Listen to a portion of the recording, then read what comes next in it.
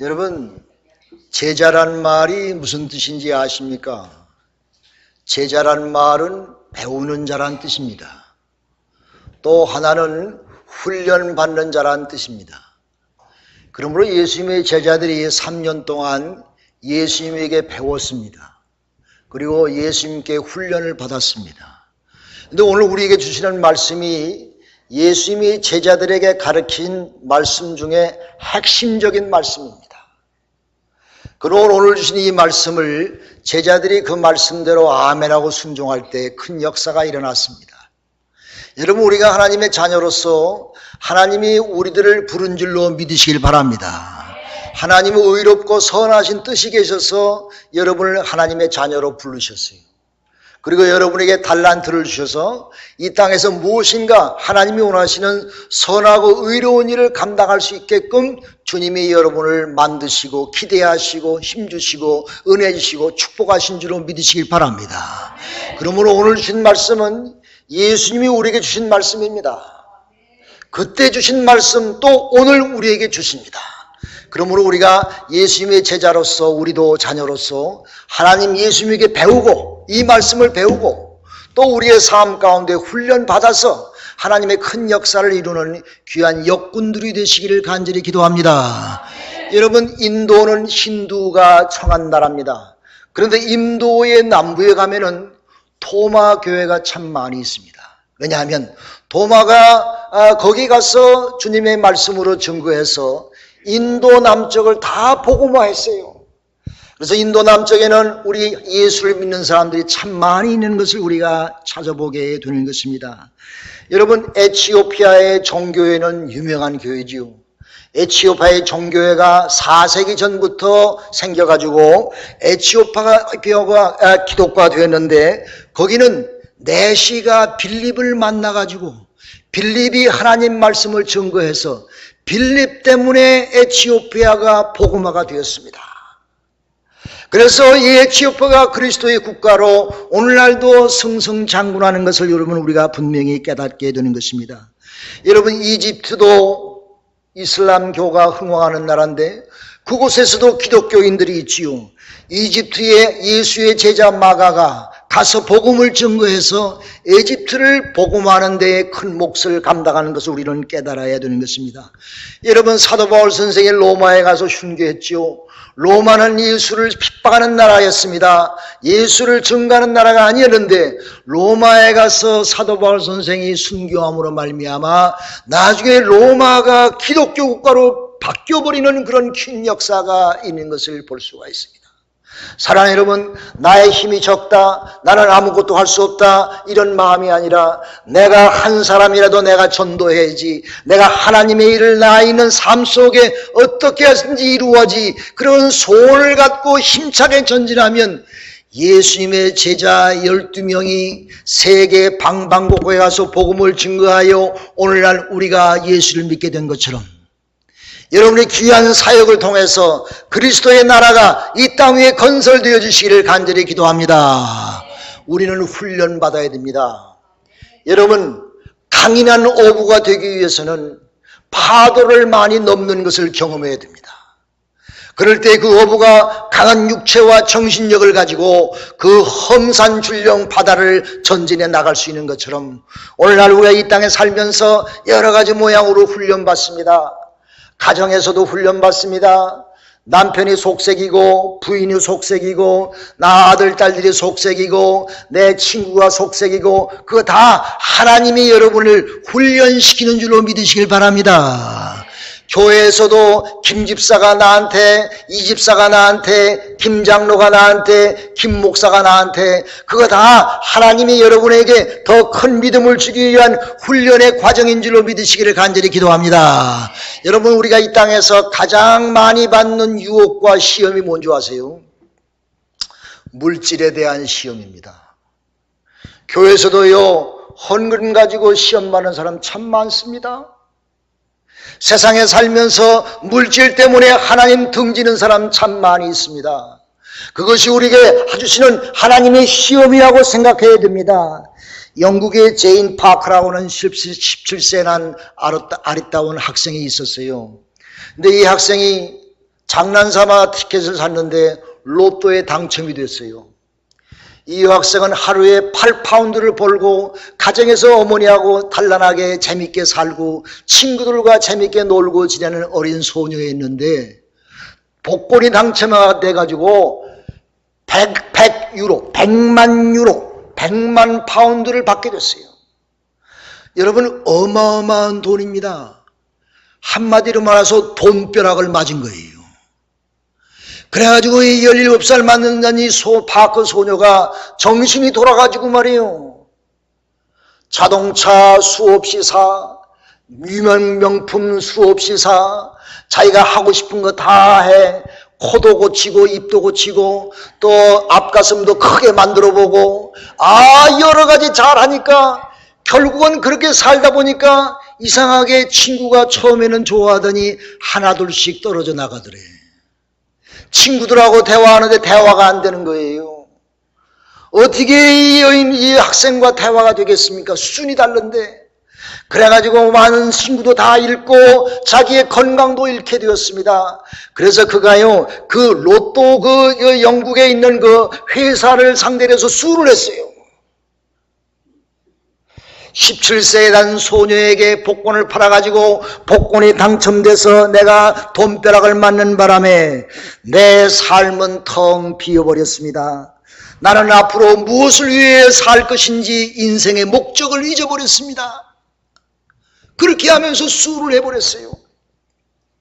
사랑하는 여러분, 이처럼 우리가 당하는 환난과 시험과 고통이 여러 가지 모양으로 이 모양 저 모양으로 우리에게 닥쳐올 때에 우리가 그 모든 것을 믿음으로 승리하며 하나님께 영광 돌리는 하나님의 든든한 백성들이 되시기를 주님의 이름으로 축원합니다. 그러므로 우리는 주일날 와서 하나님 말씀을 배웁니다. 예수님이 주시는 말씀을 배우고 그 말씀대로 살려고 우리가 노력합니다. 기도합니다. 찬송합니다. 하나님의 말씀을 배우고 마음속에 깊이 간직해 봅니다. 또 내가 살면서 여러 가지 모양으로 훈련받고 환난받고 고난받을 때에 하나님께 대한 믿음을 가지고 주님만 바라보고 여러분이 당하는 모든 훈련 과정들을 잘 극복해서서 하나님의 위대한 믿음의 역군들이 되시기를 주님의 이름으로 축원합니다. 오늘 주시는 말씀은요, 예수님이 우리에게 주시는 말씀입니다. 한마디로 말해서 너희는 온전한 사랑을 행하며 살아라. 한마디로 말해서 원수까지도 사랑해라 하는 그런 말씀입니다. 오늘 20절 말씀 27절에 보면은 너희는 너의 원수를 사랑하며 너희를 미워하는 자를 선대하라 그랬습니다. 이 원수란 말의 어원의 근원을 보면은 이 원수는 증오의 대상입니다. 여러분이 증오하는 사람 사랑할 수 있어요? 같이 있기도 겁나지. 그런데 예수님께서 말씀하시기를 그 원수를 사랑하라. 너를 미워하는 자를 선대하라. 너희를 저주하는 자를 위하여 축복하라. 너희를 모욕하는 자를 위하여 기도하라. 내가 이 뺨을 맞으면 뒤아더 뺨을 다시 대서 그에게 나가라. 내게 가져가는 자, 내 겉옷을 빼앗는 자에게 속옷도 금하지 말고 주어라. 제가 얼마 전에 뉴스를 듣니까요, 어떤 남자가 권총 광도에게 당해가지고 아름다운 겉옷을 입고 있었던지 겉옷을 빼앗겨 버렸어. 그랬더니 이 남자가요, 속옷까지 다 벗더라고. 그리고 신발까지 다 주고, 그리고 옆에 있는 가게로 쑥 들어가 버려요. 이야, 저 사람은 정말 예수님의 말씀대로 사는 사람이구나. 내 마음속에 그 뉴스를 보고 느꼈습니다. 겉옷을 뺏긴 것만 해도 억울한데 속옷 주고 구두 주고 다 주고 가게 안으로 쑥 들어가 버려요. 저는 옛날에 저쪽에 살 때 교회 왔다 갔다 하면서 길거리에서 동냥하는 사람에게 저는 그래도 뭐 쿼런이 1불이니 늘 주고 그렇게 다녔어요. 그런데 어느 날 보니까 말이야, 이 친구가 앉아가지고 돈 2만큼을 막 씌우고 있더라고.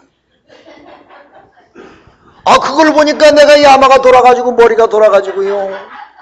아이고, 그다음부터는 본체만 차고 안 줬어.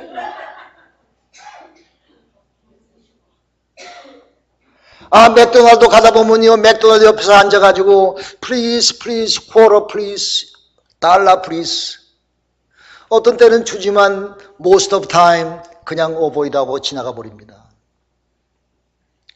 그런데 오늘 본문의 말씀 보면은 상대방이 어떻든 간에 상관하지 말고 요구하는 자에게 주는 자에게 달라는 자에게 주라는 말이에요. 겉옷을 달라고 하는 자에게 속옷까지 주라는 그런 말씀인 것입니다.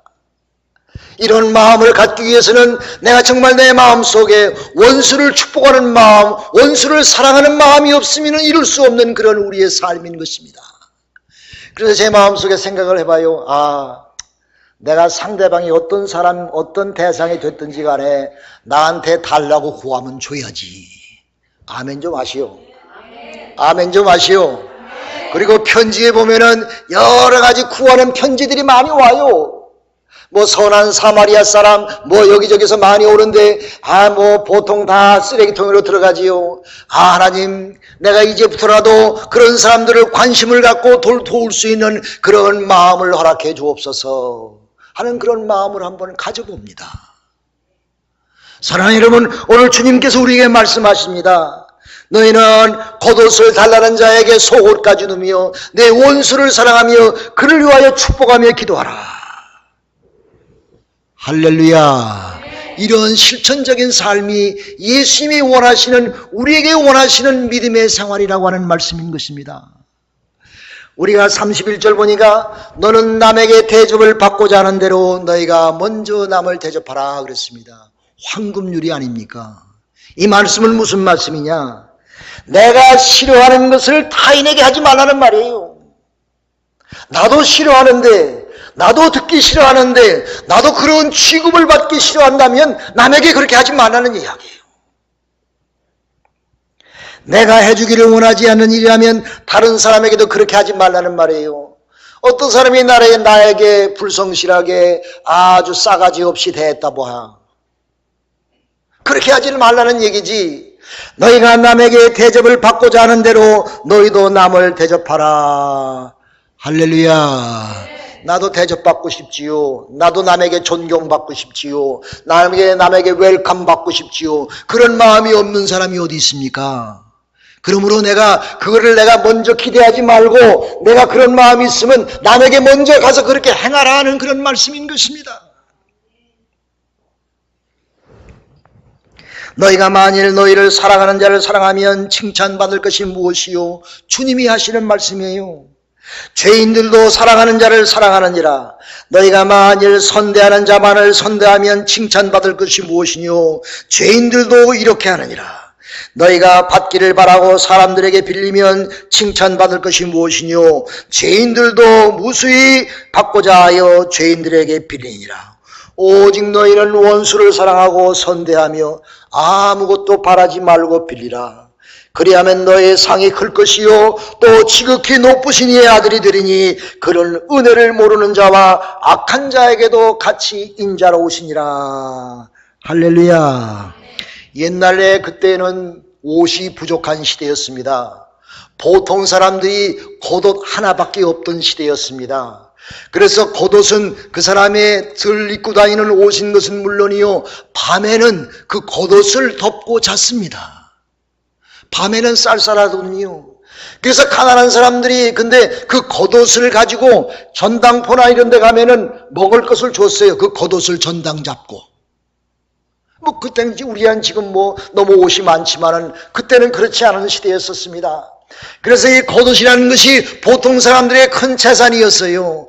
겉옷만 잘 걸치고 살면 밤에도 뜨뜻하게 잘 수 있었으며, 배가 고파 먹을 것이 없고 돈이 없으면 그 겉옷을 잡혀서 먹을 것도 얻을 수 있는 그런 지경의 사회였었는데, 그런 겉옷을 밤에는 내가 가들지라도 밤에는 돌려주라 그랬어요. 왜? 밤에는 그것을 덮고 자야 되는데 그것이 없으면 잘 수가 없으니까 내가 겉옷을 빌려받았으면은 밤에는 그 사람이 그것을 갖고 잘 수 있도록 그에게 돌려주라 그랬어요. 그러면 내가도 한 걸음 더 나가서 속옷까지 줄 수 있으면 주어라, 이렇게 말씀하셨어요. 그런데 한 가지 더 중요한 것은, 깨달아야 되는 것은, 가난한 자, 이렇게 불쌍한 자에게 이런 사랑을 베푸는 것은 하나님에게 꾸이는 것이니라 그랬습니다. 다시 말해서 하나님이 그것을 갚아주시라는 말씀인 것입니다. 그 불쌍한 사람 없는 사람은 갚을 능력이 없으니 하나님 내가 너에게 그런 사랑을 꾸였으니 내가 너에게 갚아주리라. 할렐루야. 인간이 갚은 뭐 일불 벌렸으면 일불 주지. 그러나 하나님께서는 20배, 30배, 100배, 만배의 은혜로 갚으신 줄로 믿으시길 바랍니다. 하나님이 갚으신다는 말이에요. 내가 당대에 그런 것을 받지 못했으면 내 자손 대대로 갚아주시리라 말씀하셨습니다. 할렐루야. 우리 어머님은 가끔 거지를 데리고 와가지고 말이에요. 그냥 먹이더라고요. 그리고 저희 아버님이 아임교회에서 목회하셨는데 아임교회 교회 교원들도 불쌍한 사람 많지요. 어떤 할머니 하나는요, 우리 집에 밥 먹으러 꽁치 한 마리 사들고 와. 꽁치 한 마리 사들고 와.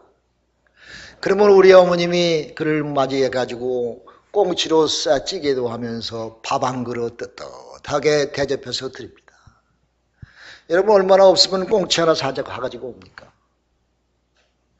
그런데 그렇게 우리 어머님이 하셔 그런지 아들, 딸들이 다 잘 됐어요. 할렐루야. 우리 자녀들이 너무 잘 됐어요. 우리 형제 자매가 다 됐어요. 우리 아버니, 우리 어머니, 형제 자매들이 많은데 그 중에서 우리 자손이 제일 잘 됐어. 할렐루야. 아멘 좀 하시오. 우리 아버님, 우리 어머님 자손들이 제일 잘 됐단 말이에요. 왜? 하나님이 갚아주셔서. 할렐루야. 여러분이 그렇게 살면 하나님이 갚으시고 여러분 자손 대대에 큰 축복을 내리실 줄로 믿으시기를 주님의 이름으로 축원합니다. 그러므로 너희는 원수를 사랑하고 선대하라. 아무것도 바라지 말고 주어라. 내가 너에게 꾸인 것이니 내가 대신 너에게 갚아주리라. 이렇게 주님께서 말씀하셨습니다. 마지막으로 오늘 본문의 뒷부분에 가면은 너희는 남을 비판하지 말라고 그랬습니다. 너희는 비판하지 말라. 그리하면 너희가 비판을 받지 아니할 것이요. 정죄하지 말라. 그리하면 너희가 정죄를 받지 아니할 것이요. 용서하라. 그리하면 너희가 용서를 받을 것이니라. 할렐루야. 여러분 비판을 많이 하는 사람 가만히 보면요, 비판을 많이 받아. 입만 열었다 하면 비판하는 사람이 있지. 비판을 받아. 여러분 여기 나와서 대표 기도할 때에 비판적인 기도하지 말고 긍정적으로 기도하세요. 믿음을 가지고 기도하세요. 예배를 위해서 기도하세요. 우리 교회가 얼마나 어려운 게 많습니까? 부족한 게 많습니까?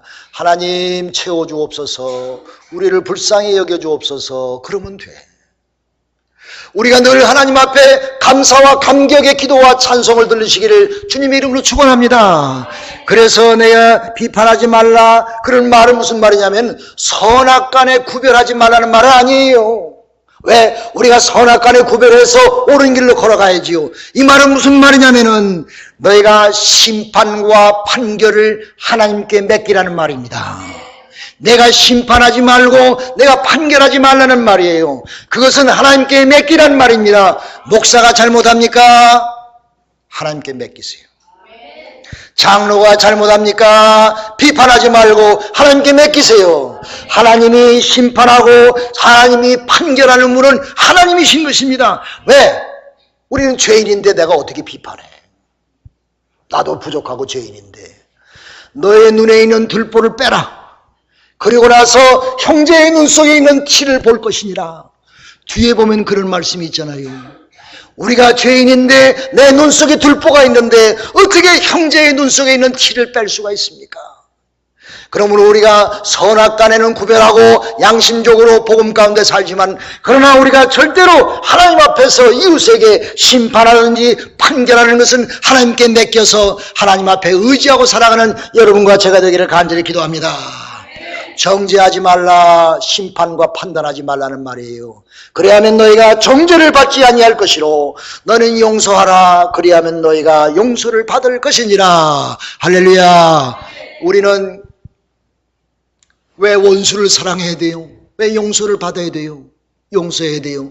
우리가 주님의 십자가의 보혈의 피로 말미암아 용서함 받아서 하나님의 구원의 백성이 되었습니다. 할렐루야. 여러분 다 천국 백성 된 줄로 믿으시길 바랍니다.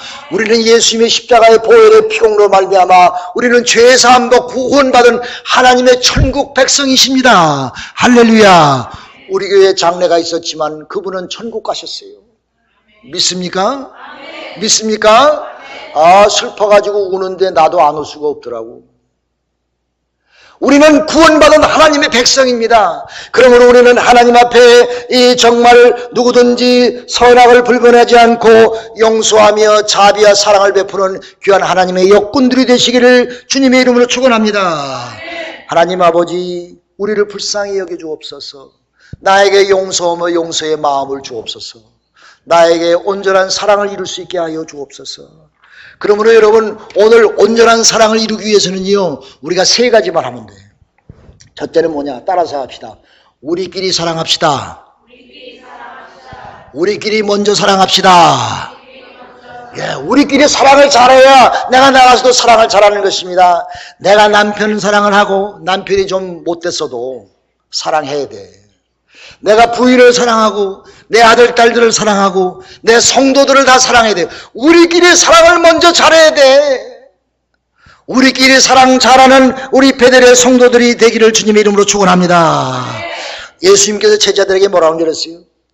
너희는 서로 사랑하라. 너희가 서로 사랑하면 이로써 모든 사람들이 너희가 내 제자인 줄을 알리라 그랬습니다.